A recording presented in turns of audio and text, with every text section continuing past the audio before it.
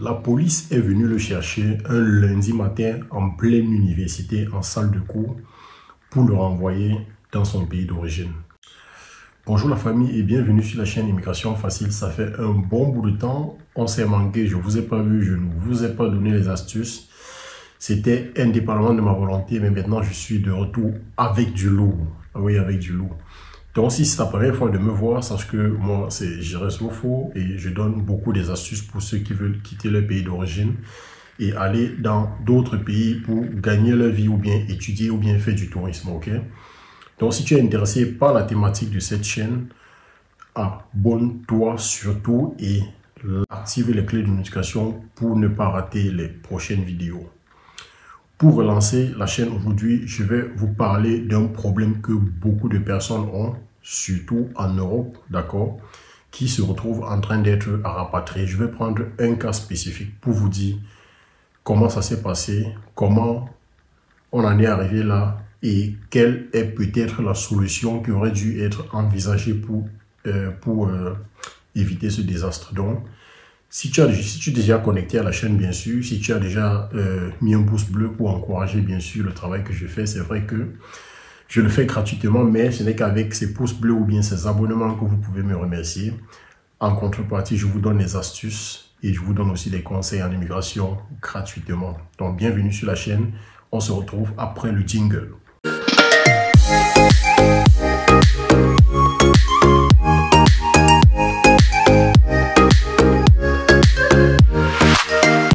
La police est venue le chercher un lundi matin en pleine université, en salle de cours, pour le renvoyer dans son pays d'origine. Et c'était un Camerounais, heureusement ou bien malheureusement. Donc, qu'est-ce qui se passe? Avant d'engager la procédure de vos voyages, il faut d'abord connaître qu'il y a des étapes à suivre. La première étape est de savoir quels sont les documents qu'il vous faut pour aller dans ce pays dont vous rêvez tant, ou bien dans ce pays où vous voulez faire vos études, ou bien travailler, ou bien faire du tourisme. Après avoir identifié le nombre de documents dont vous avez besoin pour poser, en fait, pour faire une demande de visa, il faut maintenant savoir quels documents vous avez déjà parmi les documents qu'on demande.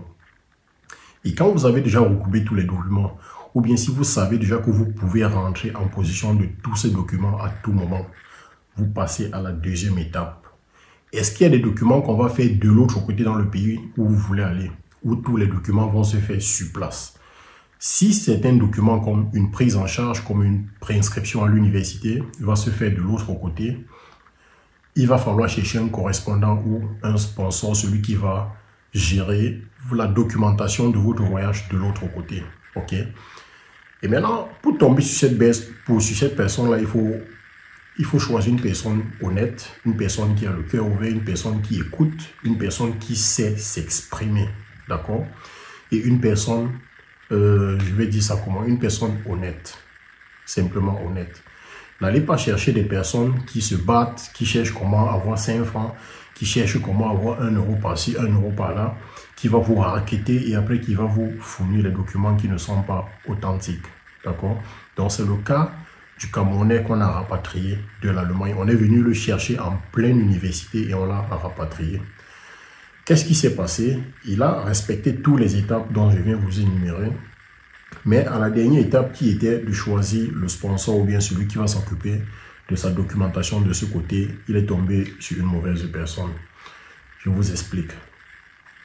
Il commence ses trucs, il fait ses cours de langue parce que pour aller en Allemagne en tant qu'étudiant ou bien faire une formation en infirmerie ou bien en soins infirmiers, il faut faire les cours de langue jusqu'au niveau B2 minimum. Donc après avoir fini ses cours de langue, n'est-ce pas, il est passé à la deuxième étape pour chercher quelqu'un qui va s'occuper de sa documentation en Allemagne. Et malheureusement, il n'est pas tombé sur une bonne personne qui lui a fourni les papiers. Disons comme ça qu'il lui a fourni tous les papiers dont il avait besoin pour déposer le dossier à l'ambassade. Avec les multiples dossiers que l'ambassade reçoit et tout, parfois ils vous font croire qu'ils vérifient, mais je ne crois pas qu'ils vérifient tout ça parce que s'ils veulent vérifier vraiment de fond en comble tous les dossiers qui entrent à l'ambassade, il y aura des personnes qui vont déposer les demandes de visa en 2000 et qui vont recevoir la réponse peut-être en 2025. Ok? donc 5 ans après. Ce qui fait qu'il y a des trucs qui passent parfois, et à chacun aussi sa chance, ok? Il y a des gens qui ont les chances qui partent déposer, ils n'ont même pas tous les documents, on leur donne. Certains qui déposent, qui ont tous les documents, et on ne leur donne pas. Donc, lui, il a déposé ses dossiers et c'est passé. Et quand c'est passé, il croyait que tout était déjà fini, sans savoir que les Allemands, c'est des gars qui n'oublient pas. Ils peuvent pardonner, mais ils n'oublient pas. Ils ont toujours ça en Hintergrund. Ils ont toujours ça en arrière-plan, en fait. D'accord? Donc, même quand ils vous ont déjà fait partie, il reste encore travailler sur votre dossier, alors que vous pensez qu'ils ont déjà fini avec vous.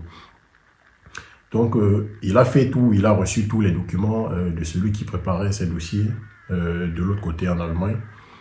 Il a reçu les documents, il a déposé sa demande, on lui a accordé le visa et il est parti.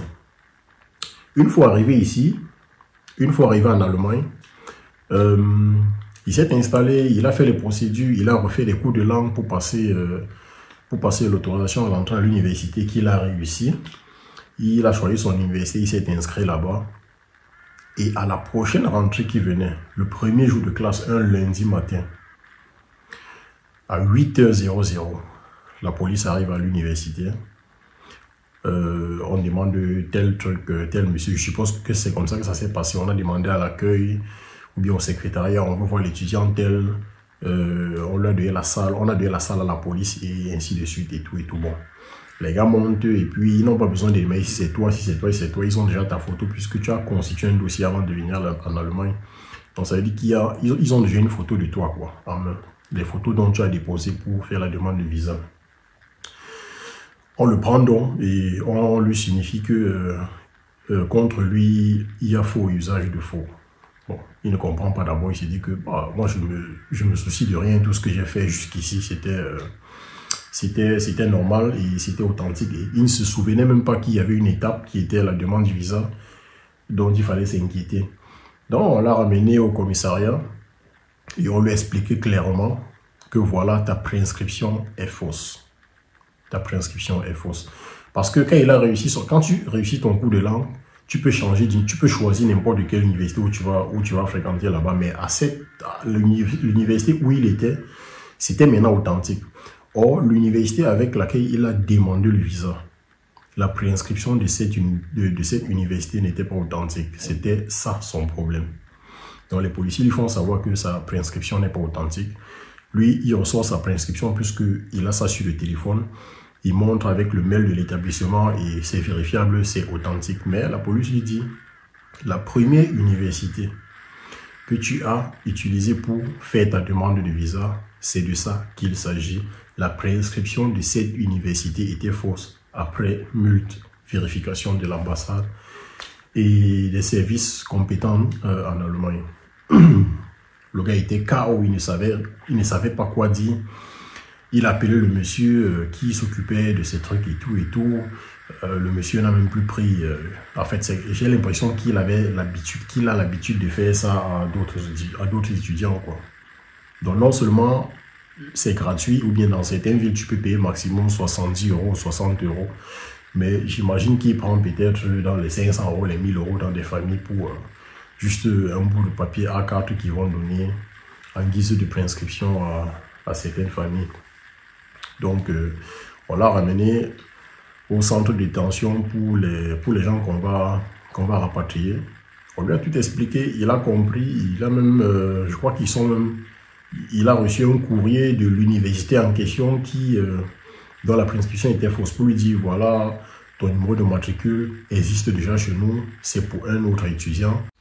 Donc, la leçon ici à tirer est celle de savoir, avant de confier vos dossiers à quelqu'un, il faut d'abord faire presque une étude sur la mentalité de la personne, une enquête de moralité sur la personne qui va s'occuper de vos dossiers de l'autre côté, parce que tout le monde ne pense pas positivement et tout le monde n'aide pas au même niveau, ok? Donc, choisissez les bonnes personnes à qui vous allez remettre vos documents. Voilà, le Camerounais qui est rentré au pays, il va recommencer le tout à zéro. Et c'est dangereux quand des Allemands te prennent pour fraude. Mieux ils te prennent pour autre chose que de te prendre pour fraude. Ok? Donc quand ils te prennent pour fraude, c'est très très très dégueulasse et c'est la lecture de l'heure. C'est très dangereux. Ok les gars? Donc, pour tous ceux qui ont des problèmes à ce niveau, vous pouvez me contacter, inbox, vous pouvez m'écrire ou bien me poser des questions en commentaire. Je pourrais aussi vous répondre en commentaire. Et pour les cas difficiles, je pourrais vous contacter en inbox pour mieux en discuter avec vous et en savoir quel est votre problème. Donc, n'oubliez pas de mettre le pouce bleu comme j'ai dit au début de la vidéo et de vous abonner aussi pour les prochaines vidéos, ok? Parce que dans les prochaines vidéos, je vais parler du Canada, je vais parler du Luxembourg, je vais parler de la Finlande, je vais aussi parler de la Norvège. C'est un pays que beaucoup de personnes oublient, mais c'est un pays où il fait aussi beau vivre et qui accueille aussi beaucoup de personnes. Donc d'ici à là, portez-vous bien et on se dit à la prochaine vidéo.